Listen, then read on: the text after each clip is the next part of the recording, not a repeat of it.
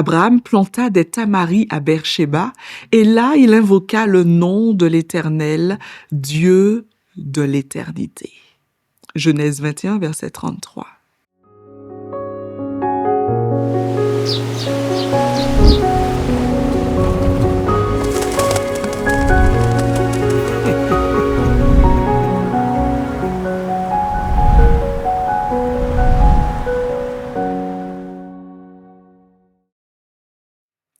Quand tout change, Dieu reste.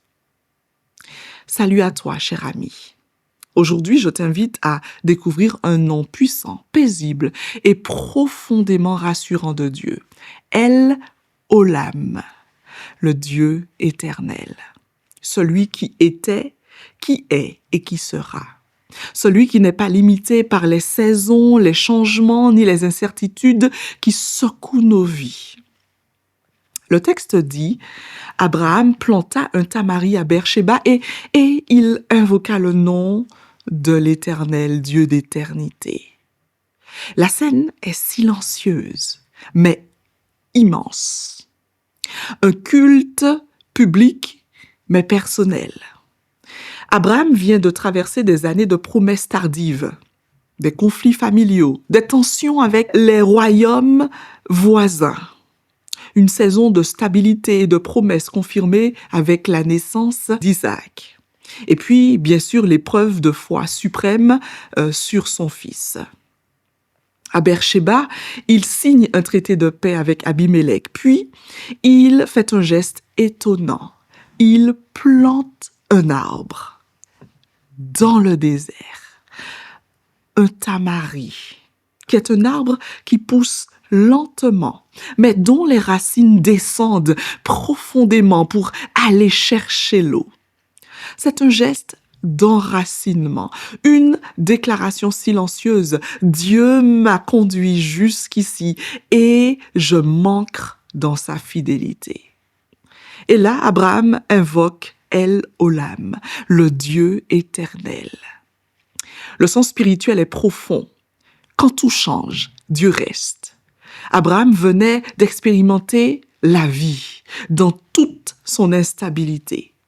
Comme toi, comme moi, les lieux changent, les relations changent, les saisons changent, nos forces changent, nos certitudes aussi. Mais Dieu, lui, ne change pas. Il est El Olam, celui qui traverse les générations, celui dont les promesses ne se décomposent pas, celui qui ne vieillit pas, celui qui n'est jamais surpris par nos détours ni nos retours tardifs. Le geste d'Abraham est une invitation pour toi aujourd'hui. Quand Abraham plante son tamaris, il ne plante pas un arbre pour l'ombre d'aujourd'hui, mais pour l'ombre de demain. Il pose un acte de foi qui dit « Ce que Dieu a commencé, il l'accomplira ». Toi aussi, tu peux planter ton tamari intérieur. Un geste, un choix, une prière qui proclame la confiance dans El Olam, même si tu ne vois pas encore les fruits. Abraham a pu dire El Olam parce qu'il voyait la fidélité de Dieu, non seulement dans l'instant, mais dans tout le fil de sa vie. Et toi, que verrais-tu si tu regardais non pas seulement ta saison actuelle, mais tout le chemin parcouru?